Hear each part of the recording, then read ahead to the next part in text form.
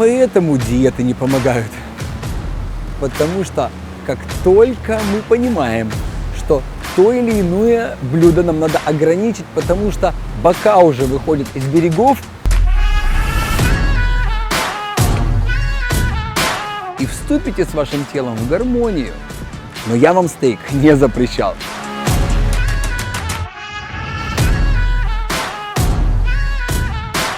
Доброго дня и мира моему уважаемому слушателю. Вы находитесь на канале Антидот. И это мое первое видео из 6 серий, посвященных вопросу лишнего веса. Возможно, вы прочитали название этого выпуска, и на вашем лице появилась ехидная ухмылка. Ведь все настолько очевидно. Без диеты, тренировок и мощного самоконтроля сбросить лишний вес невозможно. Но не спешите делать заключение. Все возможно в этом мире. Это не реклама таблеток, это не реклама какой-то новой диеты. Антидот – это не коммерческий проект, это уникальная информация. Это результат обобщения очень многих книг, и названия некоторых я привел в моем прошлом выпуске для того, чтобы любой слушатель с любым уровнем образования мог глубже ознакомиться с этим подходом. И все, что я предлагаю, это посмотреть на эту проблему под другим углом. Это, возможно, приведет к пересмотру ваших взглядов на эту тему, и убирание лишнего веса для вас станет легким и приятным процессом. Итак, давайте приступим. И начать я хочу с вопроса. Как вы считаете, работают диеты? Да или нет? Если вы твердо уверены, что работают, то тогда вам дальше можно не смотреть. Вы точно знаете, что они работают. И даже наверняка знаете, какая лучше. Вы попробовали их все, десяток разных диет. Вы готовы рассказать и научить любого, кто вас только спросит об этом.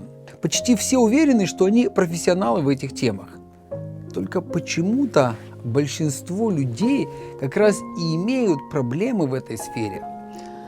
Многие из них уже все знают, все перепробовали и просто сдались. Живут и об этом стараются не думать. Но каждый раз, подходя к зеркалу, испытывают неприятное чувство дискомфорта. Так вот, проблема в том, что они думают, что они знают. И если я скажу, нет, диеты не работают, как же так, скажете вы? Я знаю людей, для кого они сработали, и они потеряли вес. Так вот, жизнь нам показывает, что диеты работают, но не помогают. И если вы будете честны сами с собой, вы согласитесь с этим утверждением. Можно, конечно, разозлиться, замотивироваться, взять себя в ежовые рукавицы и сесть на строгую диету. И действительно сбросить вес. Но почти у всех сразу после того, как вы слезли с диеты, вес благополучно возвращается обратно. И чаще всего становится даже больше, чем был до диеты. И логично задать вопрос, а почему так случается? В чем проблема? Слабость силы воли? Силу воли мы будем разбирать в 3-й части, но сразу вам скажу, нет, дело не в ней. Давайте начнем издалека. Давайте поговорим о большинстве живых организмов на планете. Сидят ли они на диете или едят то, что любят? Когда любят? И едят столько, сколько хотят. Вы когда-нибудь задумывались о том, почему так? Почему дикие звери, птицы, рыбы, насекомые, никто не страдает лишним весом и никто не сидит на диете? Какие у вас есть мысли по этому поводу? Вы представляете, например, возьмем диких гусей, которые пасутся на берегу, мирно щипят травку и едят ее столько, сколько хотят. Вы же понимаете, если они едят траву, то они ее любят, им нравится это делать. Их же никто не заставляет есть именно траву, да? И едят ее они, потому что они ее любят. И вот в конце дня Мама гусыня говорит папе гусаку: слушай, ну хватит уже, не ешь после 6, иначе поправишься и не сможешь взлететь, когда осенью надо будет лететь на юг. Почему мы так не можем? И я думаю, что проблема в том, что мы никогда не выбирали, какую еду мы любим. И вот тут сразу куча эмоций. Вау, Майкл, это не про меня. Я как раз тот, кто точно знает, что любит. Я еще знаю, что я люблю много и вкусно поесть. Особенно вечерком после работы. Но жена запрещает. И у меня к вам первый вопрос. Когда вы последний раз выбирали, какую пищу вы любите? Ключевое слово здесь «вы». Именно вы выбирали. Сложно ответить, да? Давайте начнем с самого начала. Когда ваша мама отняла вас от груди, то кто выбирал, что, когда и сколько вы будете есть? Правильно, ваша мама. Потом вы подросли, и какая была у вас любимая еда? Макдональдс? Не угадал? Какой-то другой фастфуд, да? Неважно какой, важно, кто выбирал. Что, вы? А вы уверены? А почему же сейчас Макдональдс вы не считаете чем-то таким вкусным, да? Я вам отвечу. Потому что в возрасте 5, 6, 7 лет кушать в каком-нибудь Макдональдсе или Subway – это очень круто.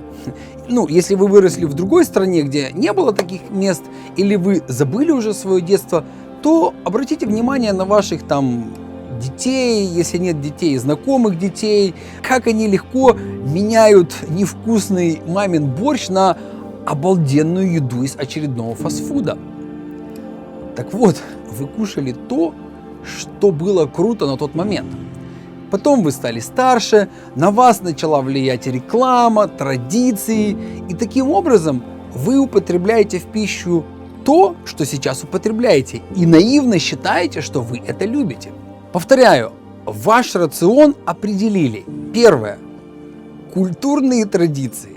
Второе – семейные традиции. И самое главное – это маркетинг и реклама. Понятно ведь, что в больших компаниях сидят очень умные дяди и тети и используют современные знания психологии, определяют, что, когда и сколько вы будете есть. Или непонятно? Тогда пример. В 1979 году Макдональдс стал продавать так называемый Happy Meal. А как вам само название? Даже оно продумано до мелочей. Давайте разбираться, что это такое. Я как-то общался со своим сыном, его зовут Рафаэл, ему тогда было 5 лет. И спросил его, почему он так любит Макдональдс и всегда нас так просит туда отвезти? Хотя ни я, ни моя жена его туда никогда не водили.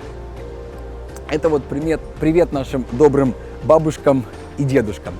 Он мне отвечает с детской прямотой. Там вкусная картошка фри. А я его спрашиваю, слушай, неужели она вкуснее, чем вот в том ресторане на берегу? Помнишь, мы как-то были, и мы ели там разрезанную ломтиками, настоящую, обжаренную с натуральными специями картошку? Он так подумал и говорит, нет, я помню, в том ресторане картошка была вкуснее. Ну, я ему говорю, ну раз вкуснее, так поехали в тот ресторан на берегу. А он мне с детской прямотой отвечает, там не дают игрушку. То есть, теперь вы понимаете, что они творят? Эти умные тети и дяди, профессиональные маркетологи, используют воображение детей. Понимаете, да? Дети отождествляют себя с этой игрушкой, когда они с ней играют. И в этот пакет с едой они кладут кусочек пластмасски за несколько рублей, называют это счастливая еда, и человек вырастает с полной уверенностью, что он любит ту или иную забегаловку. Это вот привет Роберту Кийосаки, который говорит, что если ты научишься делать лучше гамбургеры, чем Макдональдс, то пойди и забери их триллионы долларов. Это чистая маркетология. Они просто используют детские особенности психики, подсознательно подсаживают наших детей на эту пересоленную, жирную, непонятного происхождения еду. И самое обидное, мы им позволяем делать это. Потому что мы сами никогда не задумывались, что мы на самом деле любим, а что нам навязали рекламой. Макдональдс – это как бы такое собирательное понятие, вы же понимаете, да? Такое, можете вставить сюда любую забегаловку или любой фастфуд. Ну, кто-то скажет, хорошо, вот я не кушаю в Макдональдсе, для меня это не работает. Я вам приведу другой пример. Не Макдональдс, а элитная еда для гурманов. Устрицы. Это ли не образец крутого промывания мозгов и превращения редкой по вкусу гадости в еду для изысканных гурманов? Большинство нормальных людей, только глядя на это, скажут, я это в рот не возьму. Но тут вы поехали в Париж и на берегу Сены, да под белое вино в элитном ресторане, вам предложили французское изысканное блюдо – устрицу. Залили ее лимонным соком и куча специй, и вы, закрыв нос и глаза, проглотили эту слизь. Пересилив рвотный рефлекс, возможно, скажете, ну так себе, прикольно. Вы же хотите быть гурманом. Потом еще пару таких дегустаций, и человек, возвращаясь из Франции, уже искренне считает себя гурманом и любителем устриц. Всем взахлеб рассказывает, какие там вкусные устрицы он ел в Париже. Потом эти все, включая вас, едут в ресторан, где им предлагают устриц, и история повторяется. Примеров могу приводить сотни. Просто оглянитесь сами и посмотрите, что вы едите и что вы пьете. Кому от этого польза? Вам или бизнесмену, который это продает? Ну как это продать, если это, например, реально вредные продукты типа Кока-Колы или чипсов? Нужно сделать так, чтобы вы были уверены, что вы это любите. Теперь, я думаю, вам легче будет согласиться, что не так много еды из того, что вы едите, на самом деле выбирали вы. Теперь вы понимаете, чем животное отличается от нас. Кошки смотрят на красивую рекламу кошачьего корма. Она подошла, понюхала эту хваленную по телевизору еду и демонстративно отвернулась, как бы показывая своему хозяину: я не настолько глупа, чтобы есть эту гадость. Именно поэтому животные едят то, что хотят, и не имеют проблем с лишним весом. А хотят они только то, на что их инстинкты запрограммированы. Их рекламой не проведешь. А мы же люди. Мы обладаем интеллектом. Мы разумные творения. Мы вон научились сохранять еду, солить, коптить, мариновать, засахаривать, эмульгировать, пастеризовать и так далее. То есть, по сути, делать так, чтобы ее никто кроме нас не ел. Даже бактерии уже не могут усваивать нами обработанную еду. То есть мы ее портим, потом воображаем себе, что именно эту испорченную еду мы любим. И все, круг замкнулся. Именно поэтому диеты не помогают. Потому что как только мы понимаем, что то или иное блюдо нам надо ограничить, потому что бока уже выходят из берегов, а это же наше любимое блюдо. Нам так тяжело себе отказать в том, что мы так сильно любим. И голова забита только одной мыслью: вот диета закончится, и тогда я смогу оторваться. И чаще всего человек срывается даже задолго до достижения желаемого результата. Потому что как только тебе чего-то нельзя, это сразу начинает сильно-сильно хотеться. Это обычный закон запрета. Если бы тебе не запретили, то даже бы и не подумал об этом. А так, когда это запрещено, это сразу становится желанным. Запретный плод всегда сладок, говорили в древности. Поэтому найдите все ваши традиционно любимые блюда и задумайтесь, какую сильную обработку прошли эти продукты. И после этой информации, которую вы только услышали, когда у вас есть выбор между манго или пепперони-пиццей, как вы можете не выбрать манго? Неужели есть что-то вкуснее на этой планете свежих фруктов, полных полезной влаги, клетчатки и витаминов? Как можно сказать «я люблю Кока-Колу», когда у тебя есть вариант выпить свежевыжатый сок из апельсина? вы можете есть все, что было создано для вас природой и не испорчено человеком. То, что едят все живущие на этой планете и живут долго и без болезней, не имея медицины. Все разнообразие фруктов на этой земле вам даны на завтрак. Чередуйте их, сочетайте их, делайте из них соки, смузи. Необработанные орехи можно употреблять на закуску перед обедом. Ну, не попадайте только в ореховую ловушку, если действительно цель сбросить вес. Зеленые овощи, омлеты с овощами можете есть на обед. Салаты на ужин вам подарят замечательный сон без тяжести в желудке. И на утро вы будете чувствовать себя легко и вставать без будильника, полной энергии, и начинать свой день не с зажаренного бекона, а с половинки ананаса или клубники. И если вы все еще уверены, что любите обработанную человеком пищу, в которой уничтожены все ценные питательные вещества, которые нужны вашему организму, у меня для вас есть хорошая новость. Наш организм устроен чудесно. Его адаптационные возможности поистине безграничны. Вы его мучили не 10 лет, но он хоть и потерял форму, но выжил. Если он получит нужные ему продукты, это вот фрукты, овощи, орехи, крупы и чистую воду, то каких-то 10-20% бесполезных продуктов вас не уничтожат.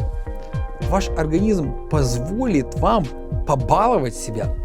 Вы легко сможете позволить себе ваш любимый стейк или чизкейк 1 или 2 раза в неделю. Просто со временем, если вы будете внимательны к сигналам, идущим от своего удивительного тела, после очередного стейка вы поймете, что ваш организм был создан для манго, а не для тяжелого и безвкусного мяса, и вступите с вашим телом в гармонию.